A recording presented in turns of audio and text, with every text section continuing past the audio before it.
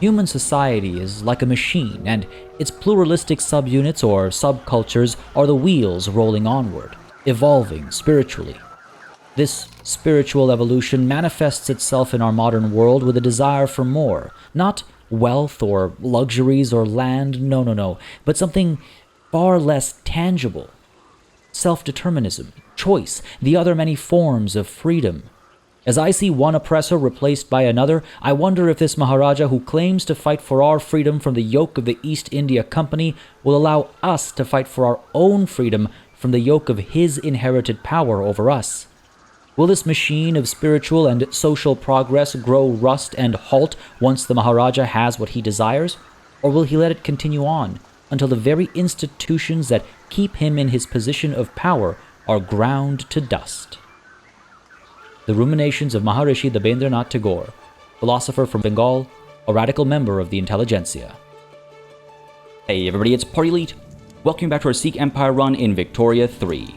This is episode 5, I can proudly proclaim, and I think that's a bit of a minor milestone and worth celebrating. Folks, if you've been enjoying this series, if you would like to see it continue, please don't hesitate to keep letting me know by leaving those likes and comments down below. And of course, if you haven't yet subscribed because you weren't sure if Victoria 3 was here to stay on this channel, I can assure you it is, so you can feel free to subscribe if you're the type to do so when it comes to channels you've been enjoying.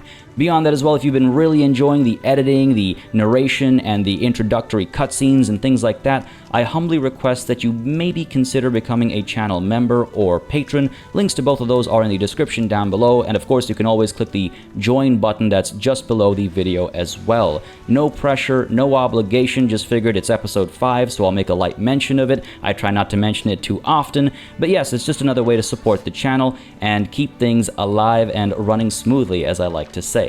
On the topic of keeping things alive and running smoothly, let's go ahead and segue into some major topics of discussion as far as our economy and the people who are suffering under it are concerned. I say suffering under it because there are a few things we have to do to try and provide some relief, especially as far as taxes and wages are concerned. I'm going to take a couple of risks over here. We'll see how they play out over the next handful of months. We are, of course, gearing up for war that's just about, 6 or 7 months away, and it's going to be a big one.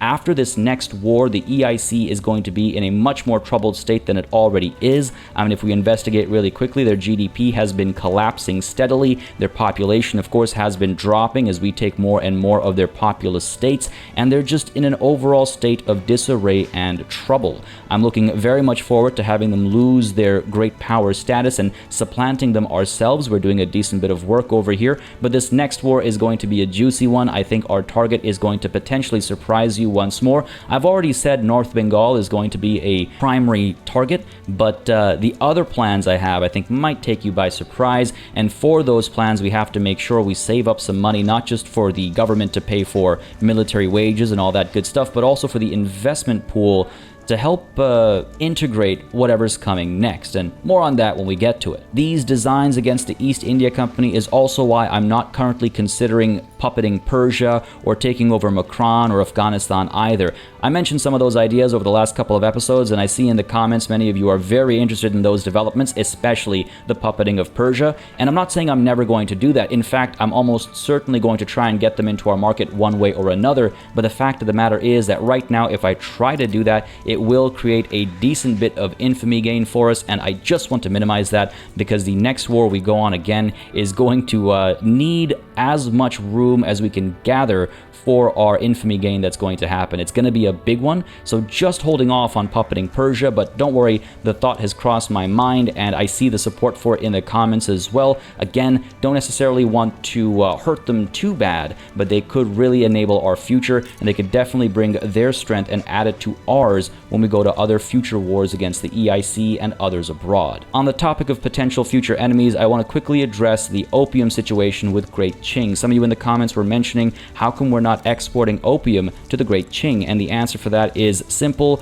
and also unfortunate. There is still an active ban on opium in the Qing market. That is because when Great Britain went to war with the Great Qing, they were happy to settle with a treaty port.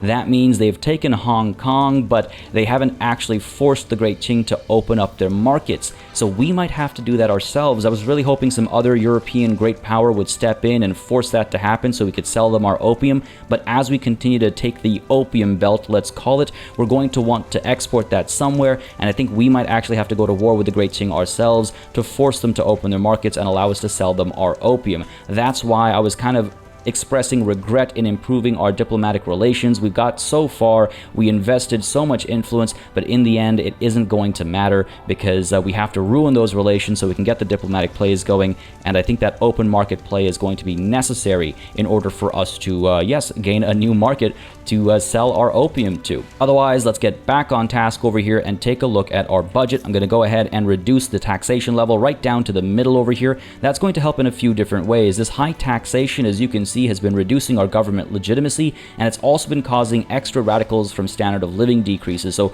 hopefully this reduction will go a long way. And beyond that as well, I'm actually going to go ahead and remove the tax on fabric, and I'm going to replace it with a tax on clothes. Many of you have been suggesting this for a couple of episodes now. I've just been a little hesitant because taxing clothes is much like taxing grain, where it really affects all strata of society, so I'm not sure how much it's going to hurt. We're going to try it out over here, though. Better than a grain tax, I suppose, even though the grain tax makes a significantly larger sum of money. Clothes, though, is better to tax than fabric. It makes more than twice as much, and it is helping our economy right now, which we're about to throw away to government wages. Again, low government wages is very bad for the approval from intelligentsia and petite bourgeoisie alike. It also hurts our prestige quite a bit, so taking this up at least one notch will, yes, hurt our economy, hurt our balance, but hopefully it'll counteract some of this aggression we're seeing from the intelligentsia in particular. They're becoming very upset at a few of our laws. They want to get landed voting going, so much so that they're trying to start a revolution. This brewing revolution concerns me a little bit. I wouldn't mind enacting landed voting if it becomes necessary, but I have to make sure this revolution doesn't boil over right when it's time to go to war, right? So just trying to appease the intelligentsia, hoping as they get happier and happier, the radicalism over here will drop. The support might drop a little bit as well, though that's highly unlikely. Of course, they're not going to get suppressed by having more money. But beyond that as well, I'm hoping the increase in standard of living, the increase in overall, or rather I should say the decrease in overall radicalism should help us avoid that revolution. With all that said, let's go ahead and gear up for the upcoming war. Let's see how things play out. That was a huge and sudden drop to our balance, but I think it's because the investment pool has now completely run out, and though they are supplementing the construction of the railways in South Bengal, there is still a bit of an extra expense there that the government is covering, and that's all well and good. The construction in South Bengal is going to continue for another 11 weeks. That's not too bad. We desperately need to get more transportation going. It had completely slipped my mind just how much pressure pop consumption actually adds to the use of transportation. So I don't know if we're ever going to be able to make transportation extremely cheap in any part of the empire because the population is so high across the board. But hey, if the Sikh Empire is going to do something in the Indian subcontinent, it's going to bring the trains. It's worth mentioning, of course, that with the construction of these railways and the railroads and all that good stuff, infrastructure will increase over time, and that should help with the Sikh market access. So all this is very important as far as investments are concerned, even if the cost of transportation doesn't actually go down. Now, while we're actually looking at South Bengal, I want to also point out that incorporation is very close to being completed, and as that continues, don't forget that South Bengal will continue to make us more and more money. It's already making us more than Kashmir. It's soon going to catch up to Delhi, and I'm sure eventually it'll even potentially make more than Punjab, depending on how its radicalism is being handled. On the topic of radicalism, look at that. My goodness, 10 of the negative approval for the intelligentsia actually comes from how much of their political strength is radicalized. My goodness, like we've really let this get out of hand, but at the same time, truth be told, every conquest introduces a million new people who are super upset at us, obviously. So it's going to be a challenging thing to tackle. The best I think we can do is try and keep it steady, but it is causing a lot of trouble, as you can see, not only with the intelligentsia, but I think the industrialists probably also have a fair bit of negativity coming from radicalization, and I'm very certain that the trade unions over here aren't very happy with this either. I mean, this is huge. Obviously, we can see just the impact happening over here as a summary, but it is eye-opening to see it under this header as well. My goodness, I really hope this makes a significant difference. I really hope the taxation changes bring about some more loyalists to our empire. You can see a massive bump over here, which I think can safely be attributed to the taxation changes and the wage changes, so that's promising. And if we can just get some of these to stack up a little bit higher, I'll be very, very pleased.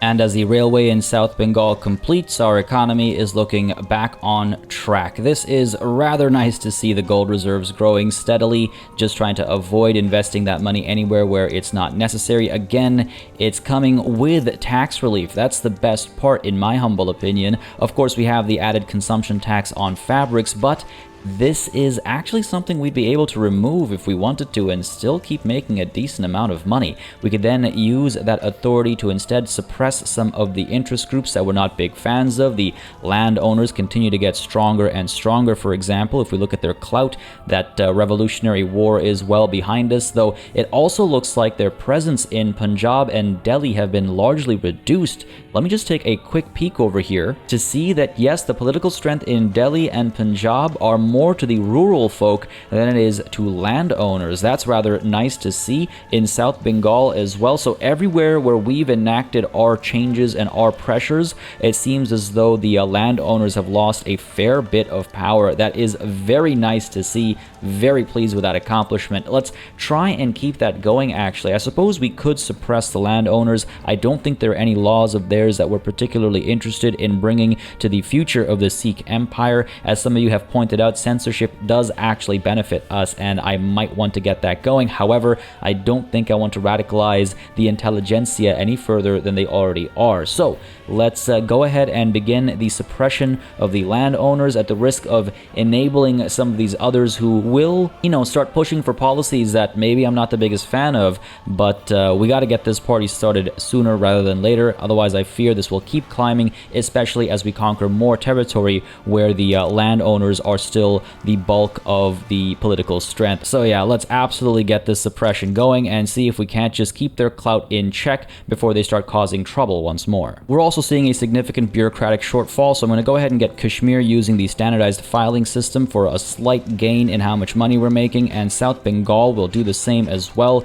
That is absolutely huge. That's no joke there. Wonderful stuff, and I almost wonder if we can't reduce taxes even further. Just doing whatever we can to try and improve radicalism before that next war kicks off. It's only a handful of months away right now, so we'll give it some time and see if things need adjusting, and we'll also take a look at our population and see exactly how much they're suffering in terms of their overall costs and expenses and wages as well. We can see some of these costs are actually still through the roof. Luxury furniture, what's going on? Transportation is, as we very well know, extremely expensive, and glass as well now. All right, let's see what we can do about this here. We have about half as much luxury furniture as we need, so fair enough. Let's go ahead and establish an import route while we wait for our own production capabilities to catch up. And it seems as though the Russian market doesn't require convoys. Oh, hang on a second. The Russian market has expanded. My goodness, they are actually bordering us right now. I mean, that's not anything to be concerned about. It's just interesting to see the expansion of their influence without us even noticing. Very well, that actually works to our advantage because, again, it doesn't take any convoys, but what's preventing this from leveling up any further? Looks like we're going to have some issues with trade revenue after tariffs per employee. Okay, I know how we can potentially solve that, and I think I know what's going on over here. Let's go ahead and get this started. And taking a look at our trade routes, it looks like we do have at least one that's very unproductive at a flat 0 over here coming in from France. Let's cancel that one. But beyond that as well, as I predicted, South Bengal is now the home of our new trade centers, which means any new trade route we create will be managed at the trade center in South Bengal. That means it doesn't actually have some of the more beneficial trade routes in place. to tackle that, we actually need to go back and cancel some of our most lucrative trade routes that are currently being managed by the trade center in Sindh. You'll see here the trade center at Sindh is making a decent bit of money through all of these trade routes we were setting up previously, but yes, why don't we shift perhaps the movement of liquor to France and Portugal from this trade center over to this one. In order to do so, all we have to do is cancel these liquor trade routes to France and Portugal, and then we just go ahead and establish new export routes to France and, yes, Portugal. And though we still have to wait for them to level up over time, it won't take very long. And as they level up, they'll start generating more revenue for the trade center in South Bengal. You can see the liquor routes over here being added in. Ooh, the one to Portugal has been added, but the one to France is still staying at Sindh. I'll be honest with you, that's a bit of a surprise. Either way, it is what it is. At least pushing the one that's sending liquor to Portugal to South Bengal should make it a bit more profitable. And then we should hopefully see the luxury furniture trade route upgrade, yes, to level 2. So if we keep doing a bit more of that, this trade route will upgrade more and more, and we'll see more goods move from Russia to our market. So let's do a little bit of that, shall we? All right, hardwood from Qing, porcelain from Qing, coffee from Portugal, and sulfur from France. With all those canceled, we can go ahead and try to re-establish them and potentially even find better trade routes. Yes, with the Russian market now accessible without the need for convoys. So let's go ahead and get hardwood coming back. Let's go ahead and see if Russia produces more porcelain than China. I would be extremely surprised. Lo and behold, I was right. So the Qing market will still be the ones providing us with porcelain. Meanwhile, coffee, I assume, will continue flowing in from Portugal because we will not be treating with the East India Company despite the increased productivity there. The other option is, of course, to bring it in from the Omani market, but you can see just how low the actual amount of units shipped will be, and we're primarily getting coffee not for this productivity but for our people to have some to consume, so let's stick with the Portuguese market. And finally, with sulfur, we're going to go ahead and establish an import route from the French market and allow that to grow and hopefully reduce the cost of paper production and overall reduce the cost of paper as well to keep our budget in check. As you can see, of the lot, only the porcelain trade route actually shifted over to the trade center in South Bengal. This is one of those things in the game that really bothers me. I'm not sure how that decision-making process takes place behind the scenes. Wouldn't it be much easier to actually move porcelain from the Great Qing to the Sikh Empire over this land border rather than from the trade center over here that's obviously going via sea, even though this doesn't consume any convoys? It doesn't make any sense, this decision-making, so hopefully they clear it up moving forward. But as these trade routes grow, hopefully we'll see this trade route have the opportunity to grow as well, because of course they'll be generating more and more trade revenue, and that's all it takes for other trade routes to be able to grow as well. I mean, already this is going from level 1 up to level 3. That's a huge improvement compared to what we were seeing at the beginning, and it seems at that point in time it's not going to go any higher because the cost differential between our market and the Russian market is just not enough to make it worthwhile to ship more goods to us.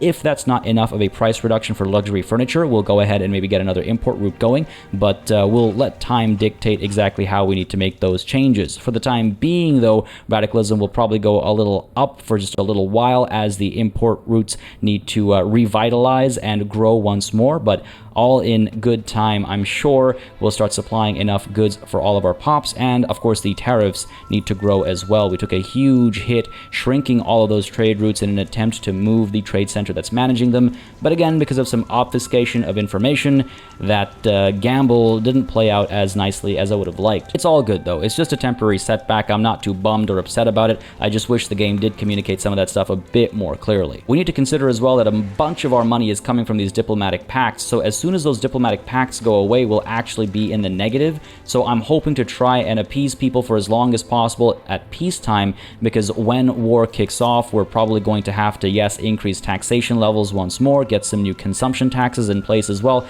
and perhaps even reduce government wages, because again, those diplomatic pacts will go away and all the money we're getting from those angles will disappear as well. But it does look like tariffs are once more on their way back up, and that gives me some solace and comfort knowing that we are in fact, yes, making enough money to counteract the loss of those diplomatic pacts almost exactly at the time, and there we go, we've surpassed it now, so we'll stay with a positive income when those diplomatic pacts go away. But of course, mobilizing our troops and getting conscripts going will eat into our budget, so we will still have to increase taxes, but it is promising to see how much money we're making over here.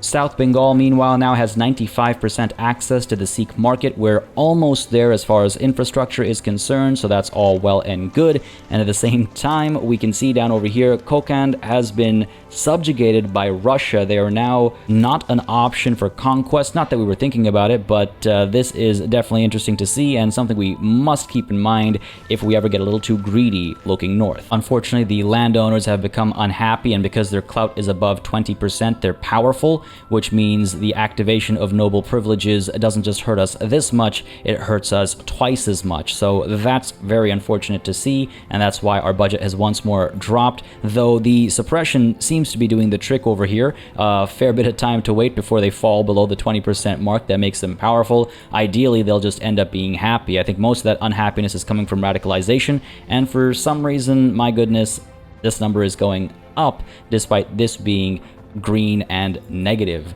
I think again it's because of those trade routes that are starting to form up again, and it's just causing us some trouble. It does look like some people perhaps got fired when we cut the sulfur trade route, and a lot of the paper mills weren't able to keep people employed, so that's a little unfortunate. But hey, it was a worthwhile gamble to try and get more luxury furniture coming at the very least, and let's see if that gamble paid off. And you know what? It kind of did. I mean, luxury furniture is significantly cheaper now. Look at that drop. Look at that huge dip. Wonderful stuff. Glass and perhaps some of the other items over here need investing in as well. Tools, my goodness, are extremely expensive, so let's get to work on some of these. Unfortunately, glass is not going to be productive regardless of where we bring it in from, so that's not too good. So we can instead look to the glassworks in Punjab and perhaps get them using crystal glass, though that will then require us to import lead, and hopefully that's a bit more viable. Seems it is. We'll get it from the British market. Unfortunately, we'll have to deal with them. I imagine the reason this is limited in growth is due to the convoy count. Again,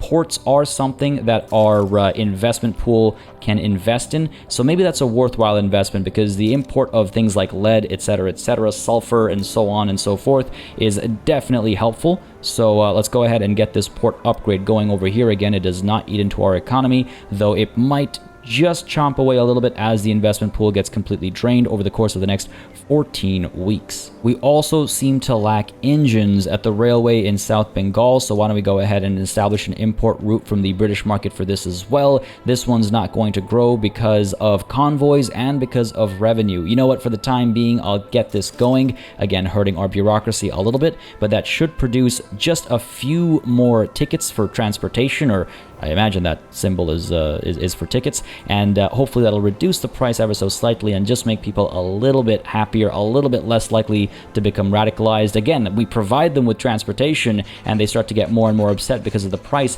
as opposed to being happy that it exists in the first place. This may have been a mistake, but hey, again, South Bengal needed to be properly connected to the Sikh market, so we needed that infrastructure increase, and truth be told, it's still not enough. And on the topic of not enough, we are now not making enough money, folks, because the diplomatic pacts have been broken, the war reparations are gone, and that means it's time once more for war. And as the countdown to war has begun, folks, I just want to express to you how terrifying this diplomatic play was. If you take a look at the bottom right corner, you'll see why I had held my breath throughout the entire process.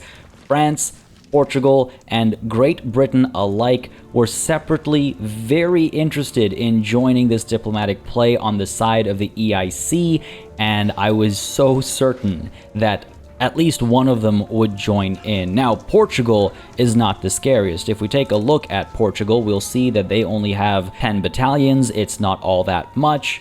Big whoop. Great Britain, obviously, a bit more scary. Not a fan of them potentially joining, but their likelihood of getting involved was, I think, pretty minimal. They've been interested and disinterested and reinterested in North and South India, so I wasn't too concerned about them. I was particularly concerned about France, especially because where we're headed next is very close to territory they actually hold in the Indian subcontinent, so they might have vested interests in stopping our expansion down here, and I'll explain that in just a moment. As you can see, they have 316 battalions and quite a few conscripts available as well, but the numbers aren't what scare me so much. What scares me so much is the absolutely ridiculous strength behind the French army. They are using skirmish infantry and shrapnel artillery. These are extremely powerful production methods for their barracks, and they will absolutely destroy any of our forces that we put in front of them. So having them actually declare neutrality and step away from this diplomatic play was a huge breath of relief, and I'm so glad this has worked out. I just didn't want to jinx anything. It's all gone through nicely. We managed to finish the construction of the port down here in South Bengal as well, so it's at level 5 now and producing quite a few more convoys who will all get shut down when this war kicks off and the East India Company starts destroying our shipping lanes. But hey, taking a look at everything that's going to be gained by this war and why it's absolutely worth losing a couple of, let's say, years worth of goods. Looking at these war goals, you might be wondering, why is the conquest of Mysore the top priority? Well, folks, Mysore is a very valuable state. If we take a look at the production lens and we take a look at this list over here, about halfway down this list, you will notice something very glittery, very shiny, very yellow. You will notice gold. Gold is a very, very valuable good in this game. If we take a look at the gold mines of Mysore, you will notice that the minting provided by gold mines at level 2 is absolutely huge. And if you can't recall or otherwise don't know, minting is a way of making money. If we acquire these gold mines, we will add to our coffers generously. We will improve our economy while at the same time greatly crippling the East India Company's economy. Now you might be wondering, well, why don't we just transfer the puppet over? We are, after all, a major power now. We are a recognized, I should say, major power, and so we should simply be able to transfer subjects from other nations to ourselves. And you would be right, we could absolutely have done that, and in fact we would have gained less infamy if we went for that angle. But as you can see over here, the production methods that are being used by Mysore are rather antiquated, and that means they're not doing as much as they could be doing. And that's why I want to get these gold mines for myself, so that I can apply our more modern production methods to get that minting just a little bit higher. If we take a look at East India Company's Mysore, another one of our war goals added later, you'll notice that they're minting twice as much at the same level because they're just using slightly better production methods. So that's why I didn't simply want to transfer the puppet over to us. I wanted to acquire this territory for myself, and again, of course, I wanted to primarily target a puppet so that the EIC would get involved without dragging all of their other puppets in as well. This gives us a huge opportunity over here, especially since nobody else is interested in joining in to save the EIC, and of course, apart from Mysore and East India Company Mysore, we're also chasing after North Bengal as promised. Now, you'll notice up over here, we've actually managed to get a couple of fronts going, and that's because South Bengal is a part of the North India HQ. What that means is that our generals and our troops, whether they're mobilized or garrisoned, will be able to supply units to this front as well as this front without actually having to be moved. And when the time comes to move them, rather than having to do a naval invasion to get to the other side of the East India Company, we can simply use our convoys to drop them off and start pushing through the South Bengal Pegu front without any other considerations or concerns. Like I mentioned, there were a couple of reasons for securing South Bengal. I highlighted many of them when we actually did it, and here is the final piece of the puzzle. This allows us to easily pincer the EIC in the north over here and shut them down from both sides, and hopefully in the future, the securing of Mysore will allow us to do similar things on our route down south, but those will probably be a bit more troubled because in the future, I doubt we'll get the good fortune of literally everybody declaring neutrality except for Siam. So they might still dive in. I mean, who are they? 59 battalions, unrecognized regional power. I don't mean who are they. Sorry, I mean to say, what do they have to offer? I know who Siam are, obviously. If we take a look at their barracks, they are using... Oh, right. Okay, I'm not too concerned about these guys. Very well. Join the war if you wish. Well, too late now, I suppose. The countdown has begun. Let's let the countdown complete. And let's kick off the War of 1857. Alright folks, here we go. The countdown is done and war with East India Company has broken out. This is absolutely wonderful. This is going to be huge for us. I was a little concerned that the EIC might back down and only give us our primary war goal, which would secure Mysore for us, but nothing else. But given the move they've made here to actually dive into this war, we stand to gain so very much, and I cannot wait. Now, one issue is that we haven't mobilized any of our troops, nor have we conscripted any of our conscripts. I didn't want to apply too much pressure or present too much of a threatening shadow over the subcontinent, if you will, because that may have attracted the attention of those foreign nations that I was concerned about, or it might have forced the EIC to actually back down, as I was concerned and as I explained just a couple moments ago. So, with that said, we're going to get all that going, but let's go ahead and secure a bit more money so that when we get that going, it's not going to drain our coffers and get us deep into debt once more. Apart from that as well, on the topic of debt, let's discuss our saviors from the past, France.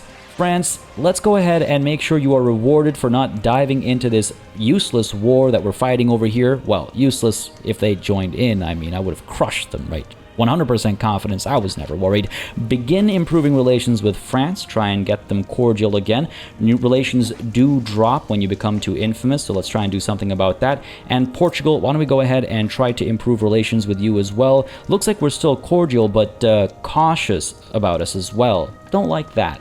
Don't like that at all. So let's begin improving relations here too. And what we'll do is we'll actually stop improving relations among the states of the Indian subcontinent. That should allow us to save up a decent amount of influence, not nearly enough. We might need to actually declare another rivalry somewhere then. Though taking a look around, it doesn't seem like anyone's really an option for that. It is what it is. We'll keep it for the time being, and maybe after this war is done, we'll stop improving relations to try and improve our infamy situation by having influence maxed out again. But all that aside, again, let's talk about the financial situation, and then let's actually kick this war off proper, shall we? I'm going to go ahead and try and keep the impact to our people as minimal as possible. If we can just pump this up to, say, here, that should give us a sweet bit of money coming in. It'll, of course, start to drain when all the conscripts arrive and start picking up their equipment.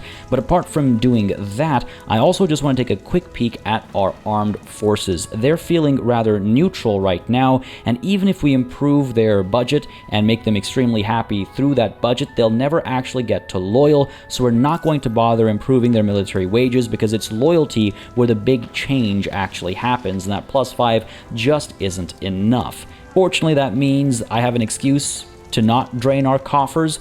Perhaps instead we look at adding another consumption tax. Truth be told, I can think of some other uses of authority that might be a bit more wise for the time being. Enlistment efforts in Punjab, Delhi, and perhaps South Bengal afterwards as well will go a very long way, but we don't have the remaining authority. So you know what? I guess we'll take the hit to the economy when it comes. Right now it's all positive and well and good, but when it does come, we'll take the hit because, hey, after this war is done, Mysore will be secured by us, and our economy certainly won't be feeling sore.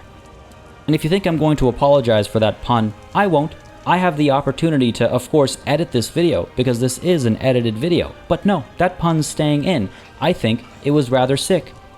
Alright, now with all that in place, let's go ahead and start activating our conscription centers. Let's get them going at Punjab and Delhi for the time being. That's where, after all, we have got our enlistment efforts going as well, and that helps with conscription rates and training rates, so it makes the most sense to double down at the same location for the conscription centers as well. And apart from that, we're not actually going to mobilize any of our generals. Again, we're going to play this similar to our previous war, except hopefully a bit more smoothly, where we don't mobilize anybody, we don't take any attrition, we allow our troops to, again, move from this front to that front as they need to in order to secure both sides. And all we really need to do is eventually flip the script, turn on the advance, and just take a little bit of North Bengal, because that's one of our war goals, and as soon as we secure even the tiniest bit of North Bengal, the enemy's war support will be able to drop below 0, and that'll be all the pressure we'll need to apply. With that said, let's go ahead and actually get the action started over here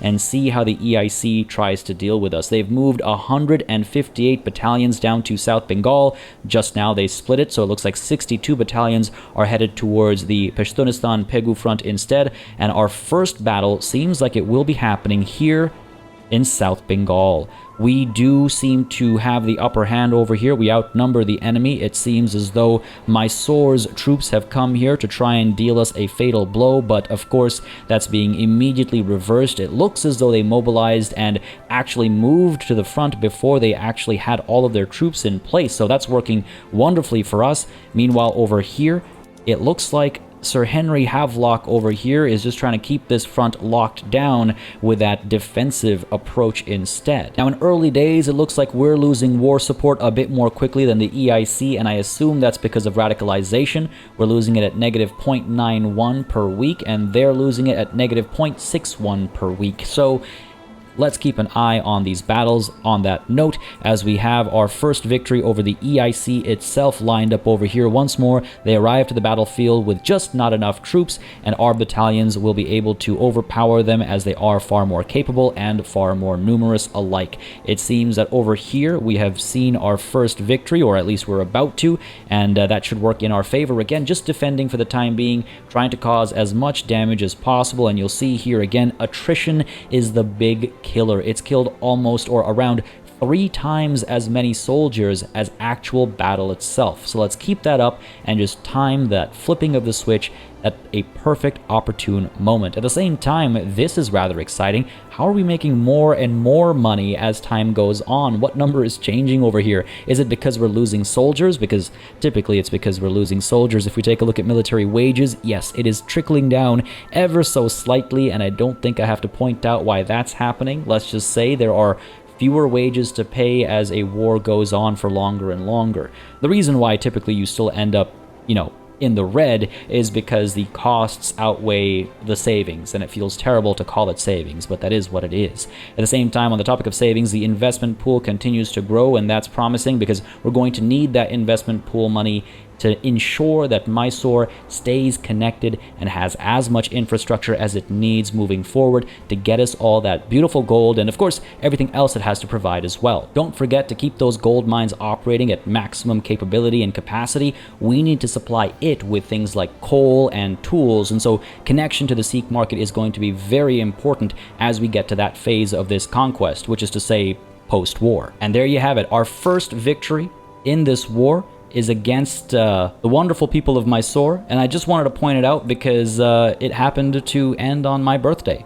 Birthday, not birth year. Don't worry, I'm not that old either. But yeah, my birthday gift, I suppose, from the Sikh Empire against the East India Company, or perhaps it was a birthday gift from the East India Company. Either way, this battle's kicked off over here as well, and my goodness, we have a massive upper hand. Folks, this war is looking absolutely wonderful. Absolutely wonderful. Oh my goodness, this battle was 58 battalions against 59 battalions against 27 to start, and we absolutely obliterated them. My goodness, my god, I am in love. I'm enjoying this so much. Alright, they finally started sinking our convoys and causing some damage to our trade routes. This is going to be a bit of a problem, truth be told. This is where the money stops flowing, because I assume tariffs start to drop significantly and very quickly as well, and it starts to upset people as well as they lose access to the goods they've grown accustomed to. So this is where things start to get scary, but like clockwork, central banking has been unlocked. I mentioned this when I decided to research central banking, that the timing would be impeccable, that extra minting would be wonderful to have after or during this war, and the reduced loan interest rates, should we have to rely on loans for the war, would be quite nice as well. So there you have it, perfect timing and a huge bump to our balance just as that extra minting kicks in. But with that out of the way, I'm torn between nitroglycerin and, under the military tab, General Staff. And let me just explain my thinking here, and I'd love to hear your thoughts in the comments as to which way we should have gone, or if you agree with the way I ultimately decide to go today. But my appeal here with General Staff is the skirmish infantry that it unlocks. I think it is going to be absolutely essential when our next war kicks off that we have the skirmish infantry in place, that we have them up and running and operational, because they're going to make a huge difference should the other foreign powers decide to get involved next time. We got lucky this time. Listen, there's no two ways about it. We got lucky. Next time we might not be so lucky, and so we'll need the numbers, but also the equipment and military tactics and doctrine to make sure that we're able to overcome those threats. And I think having skirmish infantry will go a very long way in doing so. On the flip side is nitroglycerin. Nitroglycerin is going to add an additional production method across all of these mines and chemical plants as well. At the chemical plants, it allows us to produce explosives at a significant scale. And meanwhile, at all the mines, as you can see, it will improve productivity, including minting. So do we want that in place? Getting the skirmish infantry going is a bit more of an investment than just getting general staff unlocked, and apart from that, there is another military technology we'll have access to soon in the form of triage. As you can see, once logistics is completed over the next 3 to 6 months, we'll be able to chase after triage, and this allows us to use first aid for both barracks and conscription centers, and that plus 50% recovery rate can make a huge difference on the battlefield. Recovery rate can absolutely win wars, and so I'm almost wondering if we don't chase after nitroglycerin for the time being, and when 3 to 6 months pass and we actually finish logistics over here, we start chasing after triage, because we don't need anything outside of fabric and opium. We have plenty of both of those to enable these first aid tents and actually provide for all of our soldiers on the front lines. And while we're doing all that, we'll be able to build up our munitions plants and actually get these ammunition units being produced for the inevitability of getting skirmish infantry through general staff. That's my plan right now, folks. So nitroglycerin it is. We'll wait until logistics is done and then flip the switch to triage. I don't think that'll spread to us, and we'll see how that plays out, because there is a chance that general staff spreads to us because some of our neighbors and people around the world have unlocked it. So fingers crossed, we'll hope for the best, as we'll do the same on the front lines.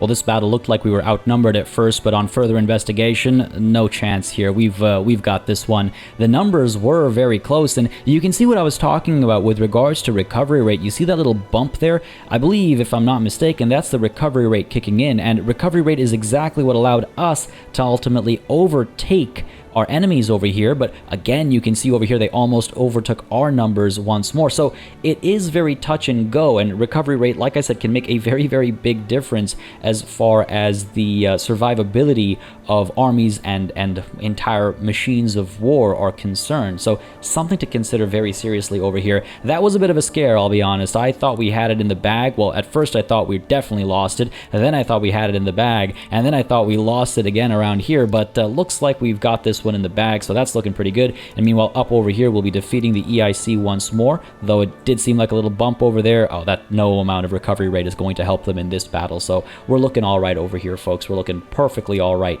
I wonder when we should mobilize our generals. We're getting very close to about time, I would say. When this hits 80 and we breach into the high 70s, I think that's when we'll mobilize maybe some of our generals over here. Just not sure who I would like to pursue. Of course, the expert artillery commander over here is able to get an extra bit of offense when he's advancing a front. At the same time, he is also a pillager, Alexander Gardner. Not much of a gardener. Not a big fan of the devastation there, I'll be completely honest. But up over here, we have Banda Bahadur, who is also a pillager. Wow, a lot of pillagers in our army. Not a fan of that. The person I'm looking for, of course, is Nawab Kunwar. He is an expert offensive planner, and he has fewer troops than the Maharaja, so he'll be a bit more sustainable as far as costs are concerned. But beyond that, of course, there is always the Maharaja himself, Maharaja Ranjit Singh, an expert offensive planner himself, very capable, of course, in the woodlands, and 82 battalions to his name. So he'll be perfectly fine if I decide to mobilize him, but of course, a bit more expensive just due to the sheer size of his army. Either way, we're going to keep an eye out for this to drop below the 80 threshold, as I said, and then we'll start mobilizing troops. We'll make the decision then. Oh, this is a big one in the South Bengal Pegu front over here. 69 to 60 now. It started 70 to 60. We were outnumbered as far as the battalion count is concerned, but on further investigation, ooh, you know what? This was actually very close. This could have gone poorly. This is where recovery rate can make a huge difference, and it's not too late yet either. It could still turn around, but you know what? I can't be distracted by this because we're just about to cross the threshold over here, and as promised, that means we're going to mobilize some of our own soldiers and armies. Oh, looks like we still have 5 days left. So excited to jump the gun, I suppose. But no, let's let the attrition here pile on before we throw our troops into the meat grinder of war, right? Let's perhaps win this battle at the Pashtunistan Pegu front and this battle at the Bengal Pegu front, and then we'll go ahead and mobilize regardless of where our war support actually ends up. Looking like these will both be victories, and that should again further secure our superiority in numbers over the EIC as they continue to lose quite a few in battle and attrition both. It's actually quite interesting to see the deaths from battle catching up to the deaths from attrition over here. We've been really delivering the pain, which is great to see, but again, that attrition is just half, in fact more than half the losses they've faced, and so I'm very glad that we're avoiding that, and all of our losses are due to battles specifically. Well, that one's a winner, and this one over here will take a bit longer to complete, so why don't we go ahead and start mobilizing our generals, because otherwise I'll keep going back and forth and I'll never actually mobilize them, and we'll never actually win this war. Now, I just want to take a look at who we're actually up against at both of these fronts. Henry Havelock over here has 71 battalions to his name. I'm not sure exactly how many troops each of these actually has, but at a quick glance it looks like they're pretty badly damaged. I don't see anything even close to 1,000. I think the highest I've seen is a 730 or so, but most of these guys are actually in their 100s or 300s as opposed to 1,000. The numbers I'm looking at are, of course, these ones over here. Manpower is the representation of the actual number of soldiers in an individual battalion, so these guys are in a terrible state. Terrence Hibbert over here, how about yourself? Just the 6 battalions, and these guys are also relatively weak, a bit stronger than some of the other battalions we saw, but overall it's just a handful of them, and this one basically doesn't exist. The Karen Line Infantry, what a name. Meanwhile, on this other front over here, quite a few generals, and many of them have very, very low morale. That is a surprise to see. They can be filled up to 100%. There's nothing stopping that from happening. They have their full supply, so we should take advantage of this opportunity while it exists, perhaps by advancing. If we take a look at just some of these guys, we'll take a quick peek at their troop counts. I don't want to spend too much time looking at all of these menus, but it does look like they're in very pitiful states as well. Let's take a look at Henry Godwin over here, and it looks like, wow, even this army that has its full morale, which means it's perhaps had a chance to recuperate a little bit, is mostly entirely devastated outside of a couple of battalions that are at full strength. Very well, you know what? Both fronts are open for the taking. I think we'll move towards South Bengal because, again, all we need to do is secure just a little bit of North Bengal in order to ensure we can get their war support below 0. So why don't we make that the first move of this war for us? Sadly, only 11 conscripted battalions have been brought into the fray so far. I'm sure that number will go up over time, but I was hoping for a slightly higher number as we get the Maharaja Ranjit Singh mobilizing and getting ready to advance the front in South Bengal. We're not going to pull the trigger on that just quite yet. Want to wait until he is at least somewhat mobilized, and then we'll go ahead and dive on in and hopefully see him just make an absolute beeline through this territory and perhaps close this front off entirely. At the same time, it's probably a good idea for us to keep an eye on this revolution. It is at 69% right now. It's growing ever so slightly, even though it also says it's not growing. If it gets too high, we'll go ahead and begin enacting landed voting. I do hope, by the way, you enjoyed the introduction to today's episode. I thought I'd tap into something that some of you might be familiar with, an individual that some of you might be familiar with. Of course, in the game, he's not actually a member of the intelligentsia or its leader or anything like that, but I thought we could just flesh out our world a little bit with some real-world references. If you're not familiar with the main character in the introduction,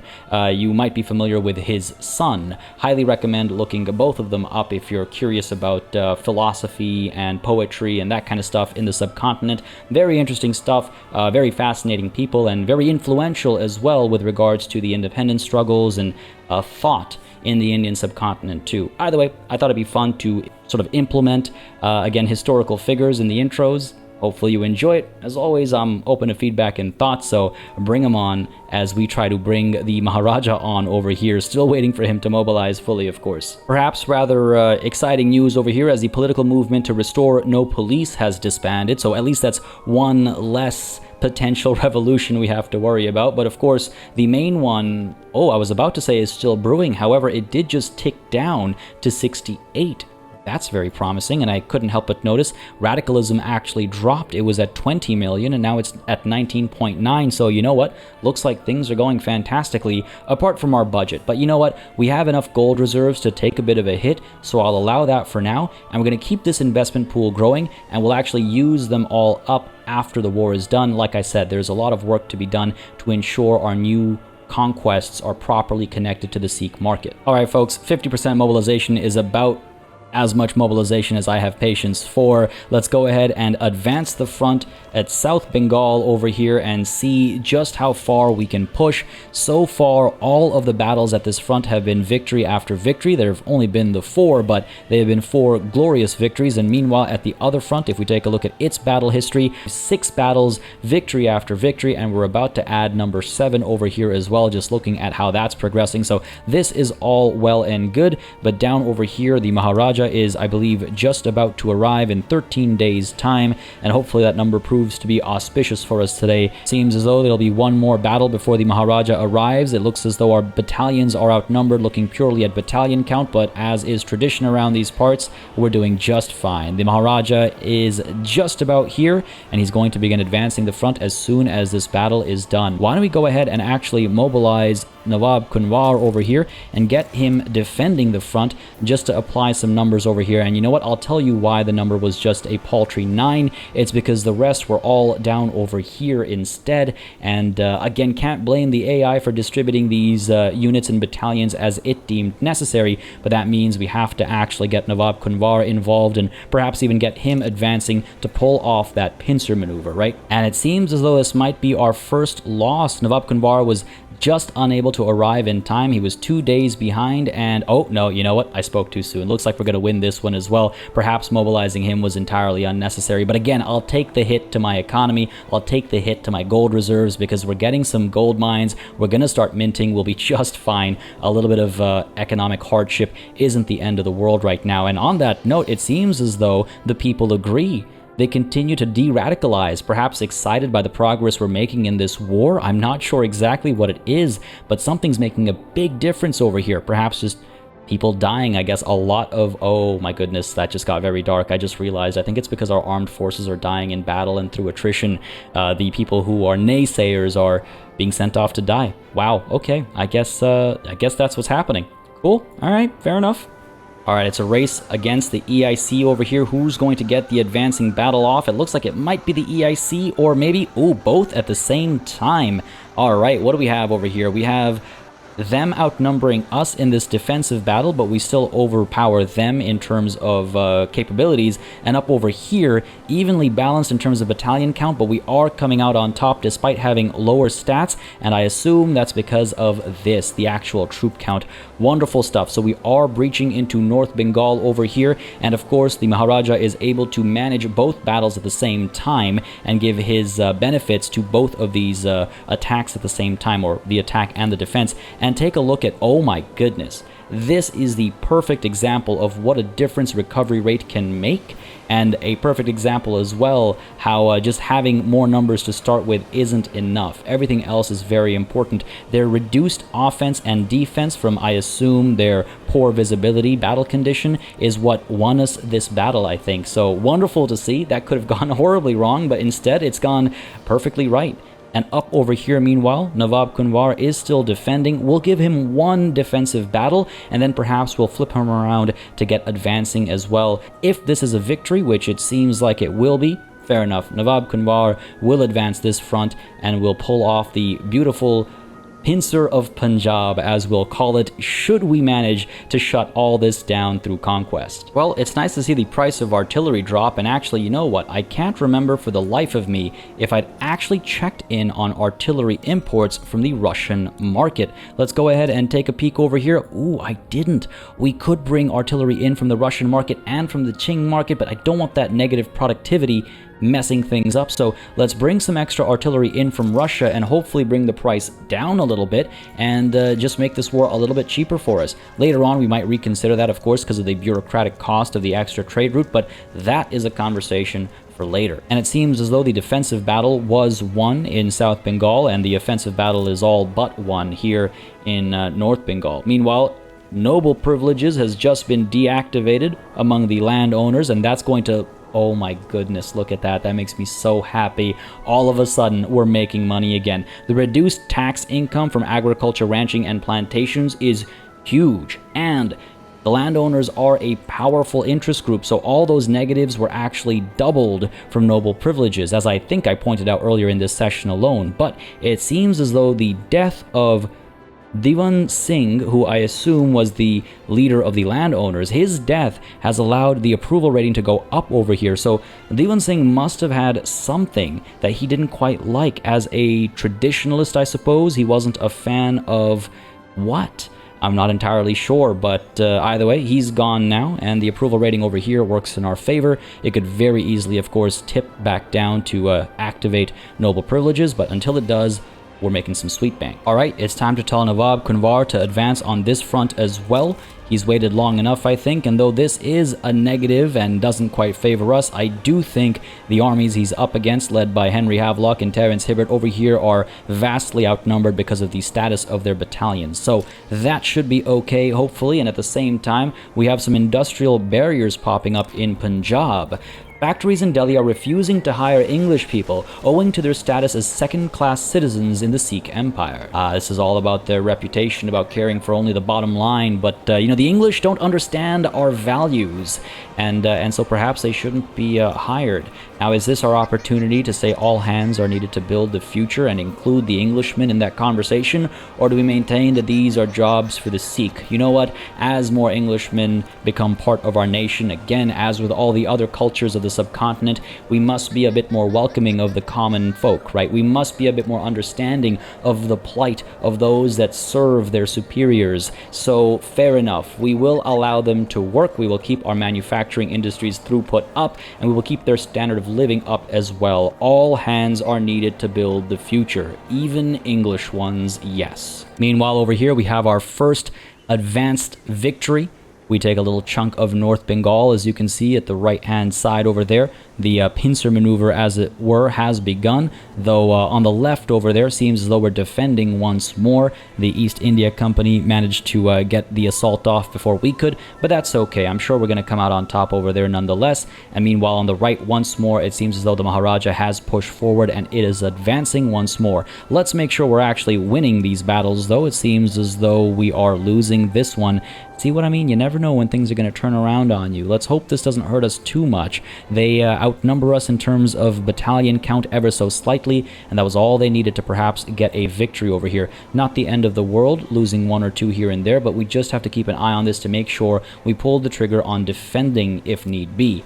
In fact, with that said, why don't we go ahead and pull the trigger at the Himalayas HQ instead and mobilize Banda Bahadur over here to further help advance the front in North Bengal. I think he would make a great addition over here. Of course, this is a bit of a situation. The supply network strength is pretty badly damaged, so we have to be careful about losing too much morale. However, if we move quickly enough, we should come out on top, though this battle is a certain defeat. Up over here, meanwhile, at the other front, looks as though we might be seeing a beautiful victory once more. I believe we're the defenders over here, though, so no gains to be made, but I'll take whatever I can get. While the war itself is looking all right, I think at this point in time, they're suffering from negative 2.82 per week, and we're suffering from still just a negative 0.95 right now, so all is well. Hopefully we can keep that pressure going. As you can see, our economy is taking a bit of a beating once more, as more of our soldiers are being mobilized, of course. Oh yeah, this was a handy defeat over here on the right side. No chance of us winning that one. Little unfortunate, but hey, not the end of the world. We did have this reduced morale, damage protection, and extra casualties taken, and I think that's what really did us in. So fair enough, it is what it is. We'll keep the pressure on, though, and hopefully our Banda Bahadur over here will arrive in a handful of days and we'll come out on top with his assistance. And it seems as though this battle over here must be a defensive one that we're going to win with little trouble. Up over here at the other front, meanwhile, it seems as though we have a massive battle kicking off, and this one's looking like a loss as well, actually, unless we can get a couple of beautiful recoveries going. This one's not going to be a W.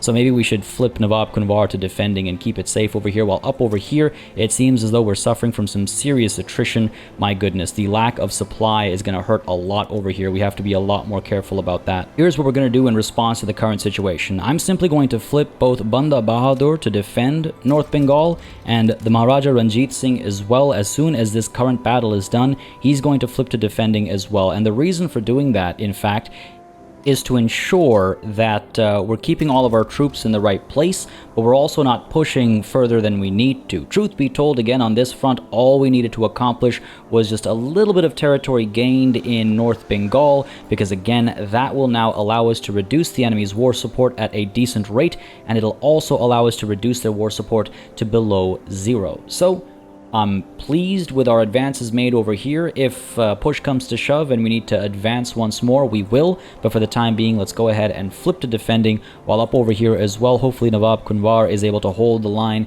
He might need some help pushing back, because it seems as though he's in a bit of trouble over here right now, though this battle, it seems as though, isn't being led by any general in particular.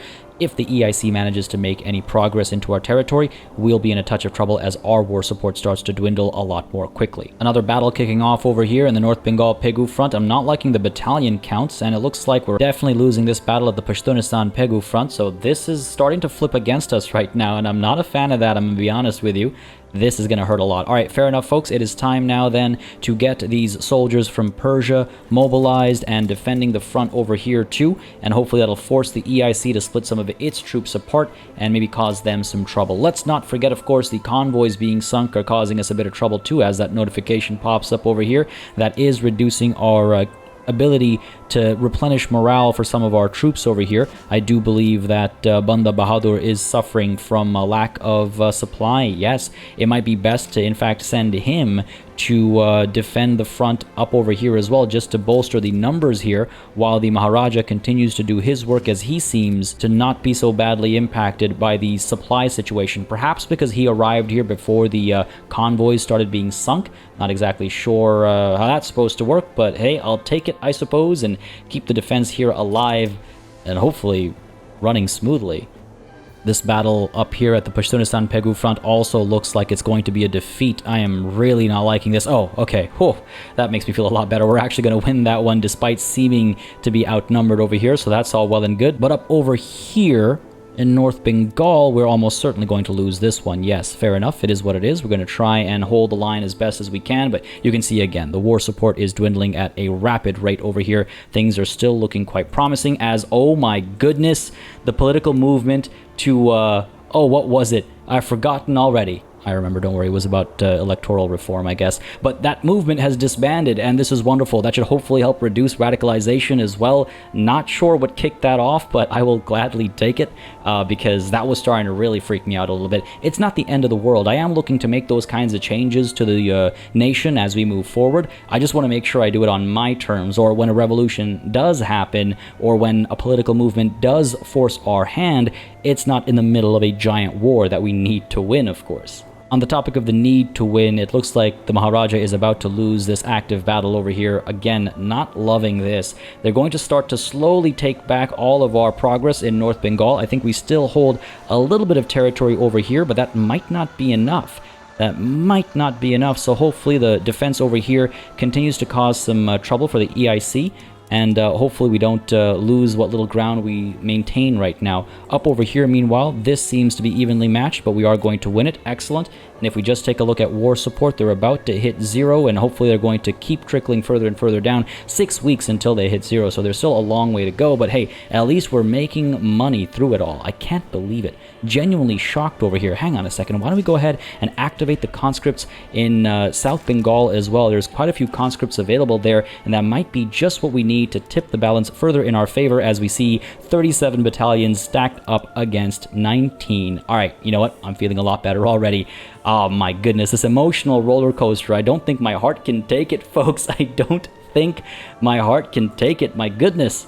Well, folks, as the situation up over here makes me increasingly nervous looking at this further advance from the EIC that we may win, but who knows if we're going to be able to keep that up. I realize that I've made a huge mistake, and that mistake is, well, if we take a look at the budget screen, our military wages are set all the way to the bottom. I am absolutely kicking myself over not correcting this mistake. I'm going to go ahead and take medium military wages instead, getting rid of that reduced training rate, which should then allow our soldiers to join the fronts a bit more quickly, replenish a bit more quickly, and actually start making a difference across both of these fronts. It's okay, it's not too late to still turn things around over here, because we're actually going to do one more thing with regards to this front. Banda Bahadur is not the greatest general. He's a pillager, and apart from that, he doesn't really have much going for him. He's a bit of a popular commander, I suppose. But you know what? He needs to get lost, because he's just not doing enough at the front over here compared to his replacement, who I've already scouted out, Jassa Singh Dogra. Not only is he an expert offensive planner, he is also a stalwart defender. That is beautiful to see. Should give us a huge advantage on the front that our old general was on for the last couple of years, I guess now. So yes, let's go ahead and recruit Buddy here as the other option is a member of the landowners, which is not one I would like to get in bed with. In fact, we're trying to reduce their political strength, obviously, and he also doesn't have as many good traits. In fact, hang on a second, is he called Bhangi because he's an opium addict? Is there like a...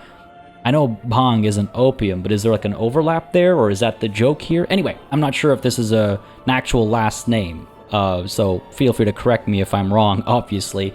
But let's stop talking about him. Let's start talking about Jassa Singh Dogra. Recruit him up over here, but since he's going to leave some troops behind with his current rank, we're going to give him an instant promotion just because he, I suppose, proved himself during training. Sure, why not? And that will allow him to bring the 20 battalions of the Himalayas HQ with him. We will mobilize him to advance the front down over here and push the EIC back as swiftly as possible. Hopefully he'll arrive shortly after this battle ends in our victory, and his arrival will herald a time of change at this front. We'll push them back because we have to.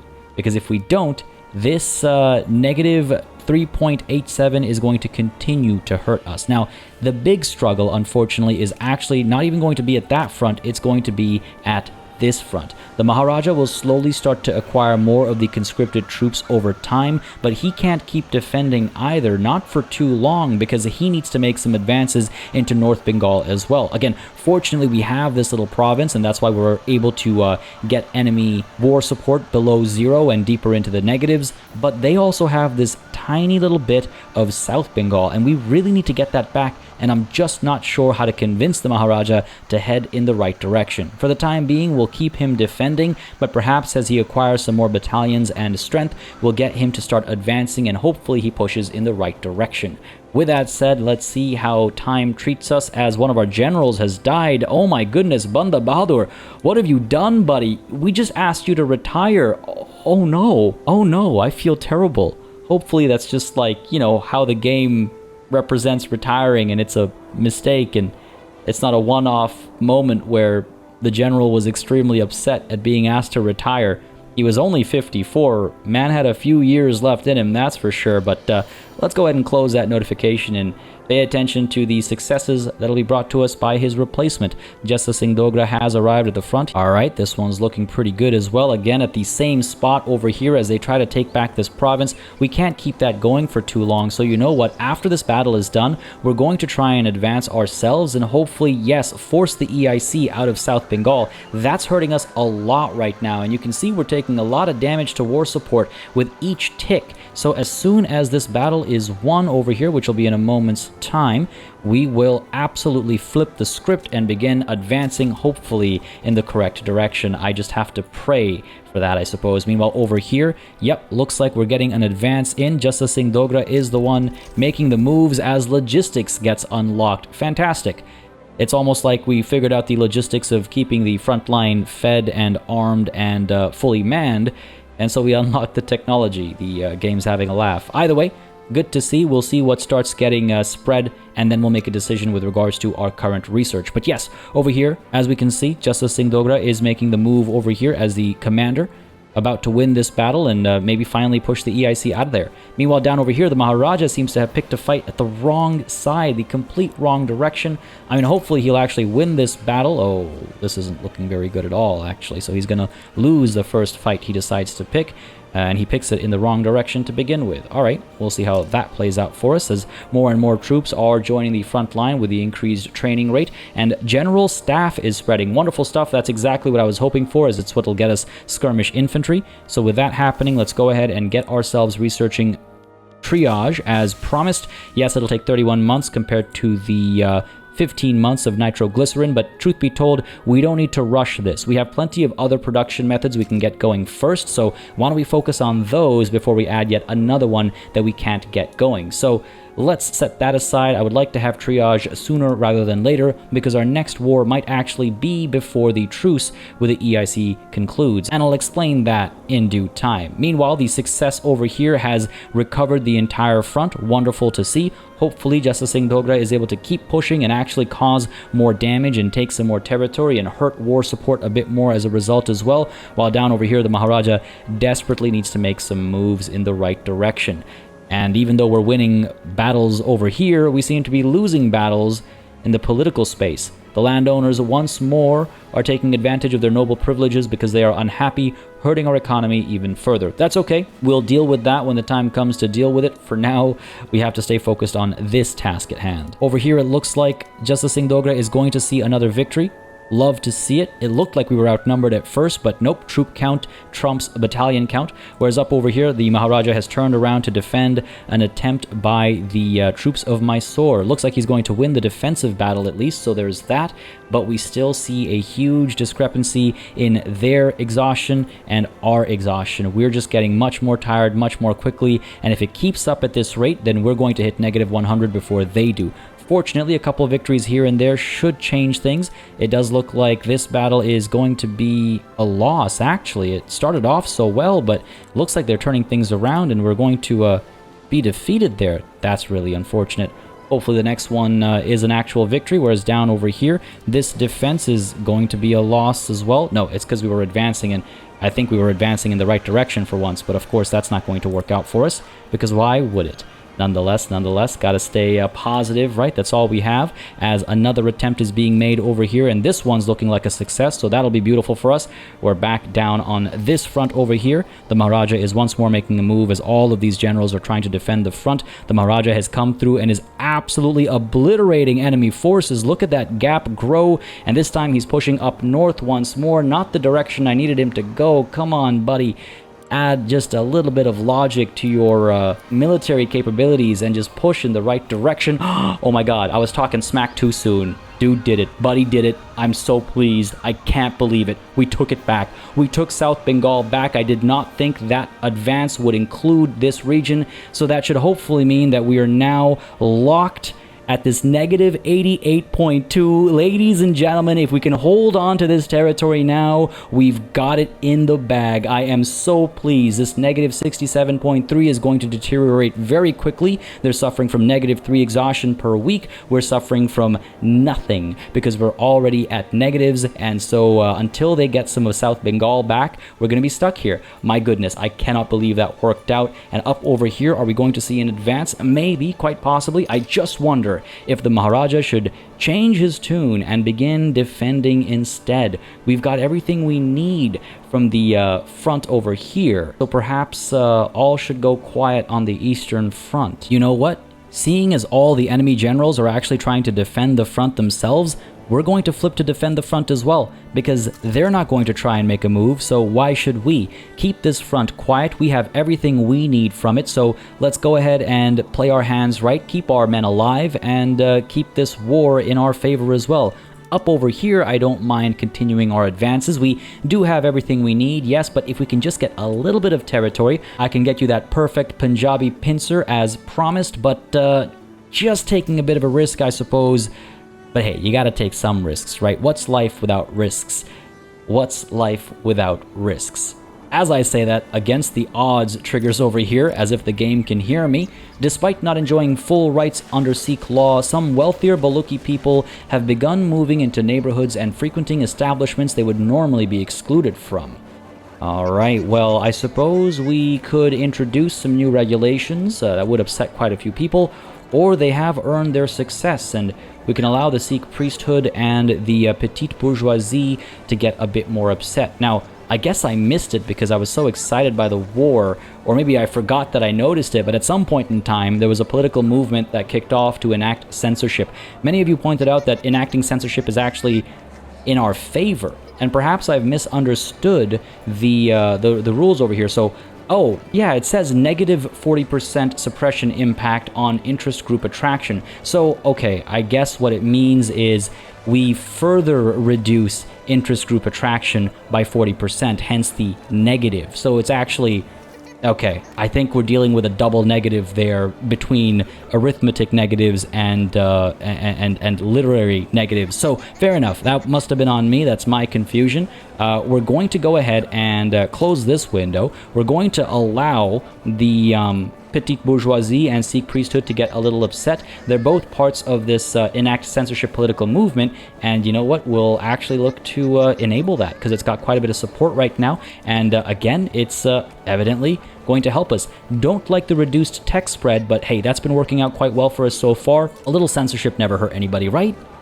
Right? Yeah. Right. All right. Let's go ahead and say they have fairly earned their success with all it entails. And let's go ahead and enact censorship. What concerns me, though, is just how much more radicalized the intelligentsia will get. A lot of the policy changes I want to make actually need the intelligentsia to be happy. God damn. Wish I noticed that earlier, but you know what? It's okay. I don't mind upsetting the Sikh priesthood and the petite bourgeoisie with the decision we just made.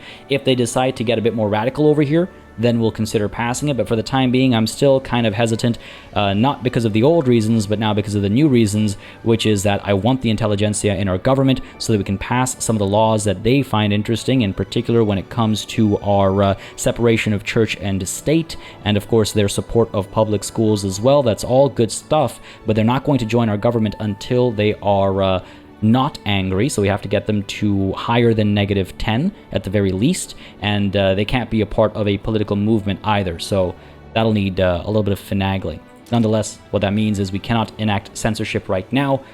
Let's set that aside and continue to observe our advances in this war. Alright, Justice Singh Dogra over here moving in for another advance. This time he's outnumbered, unfortunately, and he will be outdone, but that's okay. We're not going to lose any territory as a result of this, so that's fine, because again, he's advancing. The others are just defending, so they can't actually push into our territory. That's fine by me. Meanwhile, over here, all of their generals are still simply just defending the front, and that's fine by me too. As we look up over here, we're still stuck at negative 88.2, which is perfect, as the enemy continues to lose war support at an increasing rate as we continue to make progress into their territory, hopefully moving forward. As Justice Singh Dogra over here, unfortunately, I was hoping to will his victory into existence, but hey, can't win them all, and that's fine by me, because we're about to win a war that we snatched out of the jaws of defeat. My goodness. Meanwhile, up over here, unfortunately, it seems as though we have been defeated as far as our budget is concerned, but you know what? That is fine. That's perfectly fine. We'll make that money back in no time. We're about to acquire some serious gold mines,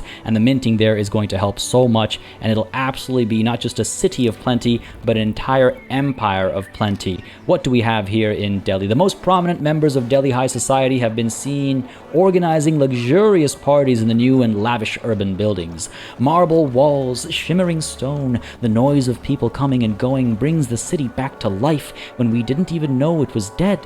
Tall buildings cover the sunset, kids play with bricks, smoke blends with the clouds, a distant bell announces the next train. Progress is coming. Do we let them celebrate? The upper and middle strata will become more loyalist, or the party will never end, increasing the minimum expected standard of living for the upper strata, but significantly increasing the loyalist percentage of upper and middle strata pops. You know what? I don't... Oh, plus 25% versus plus 10%. I don't know how far off we are with regards to the minimum expected standard of living. Let's take a look at our population really quickly. The upper strata. How many of you are living below the minimum? Quite, well, actually not that many. 1.4% isn't that much. You know what? You know what? I think I can take that risk. Why don't we? And hey, my name's PartyElite. The party will never end. especially after this glorious victory we're about to see in this war. I cannot believe it. I cannot believe it. And at the same time, the landowners have disregarded their noble privileges as well, perhaps in celebration too. This is some beautiful stuff. Just a couple more ticks. And will we see a victory over here? You know what? I don't think this advance will even happen in time. So it is what it is. And what it is a beautiful victory for the Sikh Empire over the East India Company once more. It was very touch and go. This war was extremely touch and go, but there's the capitulation from the East India Company. If I learned one thing from this war, it's that you must have your military wages at least down the middle. You cannot have them be too low, especially if it's going to be a long war. That's entirely on me, and I'm kicking myself because I know that. I knew that. What I slipped up on was forgetting where my military wages were set. But hey, it is what it is. And again, what it is a victory. So there you have it, folks. North and South Bengal have been secured. And one of my curiosities with regards to North and South Bengal actually is the decision to make the split this way. If anybody has any more historical familiarity than myself, please let me know and correct me if I'm wrong, but historically, Bengal was actually one giant province, or state, if you will, and eventually it was split into East and West Bengal to help with the divide and rule policies of the British Raj and how they try to cause sort of communal tensions and things like that. I don't want to get too much into the history lesson there, as much as I find it fascinating, but I just wanted to touch on that. So I was curious as to why Paradox did the North-South split as opposed to an East-West split, which could then, imply the future creation of, India on one side and Bangladesh on the other, or perhaps I should say India on one side and East Pakistan on the other, which eventually ended up becoming Bangladesh when it got its independence down the line too in 1972, one of those two. I keep mixing those numbers up, but I'm just curious about the choice to go north versus south as opposed to east versus west. And to this day, if you take a look at a map of India with all of its states, you will see West Bengal is still the name of the state of West Bengal. They haven't changed it to Bengal or anything like that, because Bengal still refers to the region, and West Bengal is West Bengal, and East Bengal is now Bangladesh. Anyway, fun little tidbit, a little bit of history and geography there, I suppose, for you. But let's now celebrate our victory, shall we? That was hard fought. My heart is absolutely pounding through my chest once more. I thought that was going to be an easy victory for us, but I was mistaken. Of course, the East India Company is very upset at us, and if we take a look at the situation over here, we have a truce until 1864, the 6th of December. Oh man, just 2 days after my birthday. Would have been nice if it was the 4th, but hey, it is what it is. The big thing that I want to take a look at over here is our minting, where you'll see we're getting from the gold mines in East India Company Mysore 2060, and kind of interesting that it's going with East India Company Mysore as opposed to just simply Mysore, which is the actual name of the state. But why don't we go ahead and take a look at these gold mines, which yes, we will have at level 4, and which yes, we will be able to use the condensing engine pump at. So let's just take a look at this. Plus 2060, because of course we have a level 4 as opposed to level 2, but beyond that as well, as we go up to the condensing engine pump, we go up to plus 5150. My goodness, 17.8 up over here becomes 21.5 up over here. Ain't that a beauty? My goodness, I love it. And that's not even with all of the impacts from our increased GDP and stuff in place, or maybe it is. I guess that happened instantaneously. Sometimes it takes a couple ticks, but it's in place this time. But either way, very pleased with that. However, you'll see tools and coal are lacking because Mysore is not currently connected to the Sikh market. We are using way too much infrastructure, so we're going to have to build some railroads over here. Fortunately, the investment pool has procured a lot of wealth, and we'll be able to get those railways built without having to invest in them ourselves. And at the same time, we have to consider North Bengal, which will slowly, I think, gain access to the Sikh market. Again, infrastructure over here is an absolute mess too, as is tax collection when we eventually start to incorporate it. But just look at the cost of incorporating this territory as well. My goodness. Do we have a government administration building here? We do. That's why our bureaucracy is in the positive. And if we flip this to using the standardized filing system, we'll end up with a lot more of of a positive over here, but the cost of paper drops our income rather significantly. So why don't we go ahead and keep this at simple organization for the time being, because we're still in the positive, and that's good enough for me. We'll go ahead and spend some of our wealth, or our deficit, sure, in improving the paper mills. We'll go ahead and get the trains going at Mysore as well. Does Mysore have a port? It does not. Did they dismantle it? What happened here? Even the naval base over here, I think they might have maybe reduced its level. I can't remember now. Either way, we will have to build a port as well as the train stations to get a proper connection to the Sikh market. But folks, all that and plenty more will be happening next time. This episode has gone on for long enough. God knows I've been recording it for long enough. Just want to mention again, folks, if you've been enjoying the series, please don't hesitate to hit the like button down below. And if you haven't yet subscribed, maybe consider subscribing. One last time to mention it for the next little while. If you've been really enjoying the series, then perhaps consider becoming a channel member or patron. Links to both are in the description down below, but also, of course, there's the join button just below the video that you can click to become a channel member. With all that said and done, folks, I hope you enjoyed this session, because I certainly did. My head is in pure pain right now because that war was just throwing me off the ledge. And of course, to add to the headache, we have the landowners activating their noble privileges once more, eating away at our income. Hopefully we can do something to keep them happy. Maybe even try to enact censorship and just get them appeased, because that's a lot of money we're leaving on the table. But before we say farewell, I just want to take a quick peek at the East India Company and their current situation as far as their GDP. Oh my goodness, look at that, number 7 worldwide, which means we are number 6 worldwide. Have we been number 6 worldwide already? I don't know, but I'm going to celebrate this as a new victory nonetheless. We're making some serious progress, very close to Austria right now, and that's not too far away from Russia either. And then there's a big jump to Great Britain. At the same time, looking at these powers reminds me that our relations with France and Portugal are improving slowly but surely, and hopefully that'll prevent any issues in the future as we get closer and closer to territories they hold. And our future wars against the EIC will be even closer to territory they hold. But folks, that is something we'll talk about perhaps next time, or perhaps the time after that. We'll see how things go as the various nations of the world start to get more and more curious about what we're up to down here. Folks, as always, a massive thanks goes out to all of the channel members and patrons who've been supporting the channel on a monthly basis. Y'all keep us alive and running smoothly. And of course, a big ol' thanks goes out to each and every one of you for watching. Until next time, cheers.